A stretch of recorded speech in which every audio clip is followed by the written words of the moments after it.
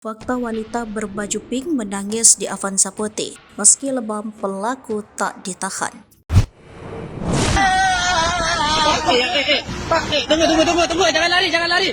Viral video seorang wanita menangis diduga dianiaya di dalam mobil. Dalam video berdurasi 16 detik, seorang wanita yang duduk di dalam mobil sembari menangis Selasa 30 Januari 2024. Ia juga meminta tolong. Informasi awal, wanita di dalam mobil itu diduga dianiaya. Dari raut wajahnya, ia terlihat sedang menangis. Lantas, seperti apa kejadian sebenarnya?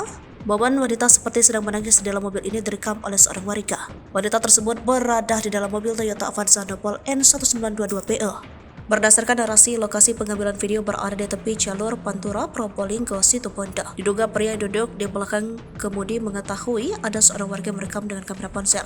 Ia langsung tancap gas membawa wanita yang diduga jadi korban penganiayaan itu. Tunggu jangan lari, ini ada kasus penganiayaan, ini plat nomornya, kata perekam. Kadit Reskrim Polsek Kraksaan Ibtu Cuwantoro Setiawadi mengatakan sopir mobil Toyota Avanza merupakan seorang pria berinisial YI asal kota Probolinggo. Sedangkan wanita yang jadi korban penganiayaan berinisial JA juga warga kota Probolinggo. Mengutip dari Tribunnews.com, berdasarkan interogasi polisi, YI dan JA memiliki hubungan. Ia menjelaskan dugaan penganiayaan bermula karena YI kesal JA tidak pernah merespon panggilan teleponnya, sehingga YI curiga JA menjalin hubungan dengan orang lain. Dari situlah kemudian terjadi cekcok dalam mobil di wilayah Kecamatan Pacarakan hingga akhirnya ketahuan warga dan tancap gas. Akan tetapi polisi bergerak cepat dan salah satu pihak berhasil diamankan di wilayah Kecamatan Kraksaan. Ia mengungkapkan pihaknya memutuskan untuk menghadirkan keluarga kedua belah pihak ke Polsek Kraksaan. Dari sana disepakati dugaan kasus ini diselesaikan secara kekeluargaan, meski di tubuh wanita tersebut terdapat beberapa lepak.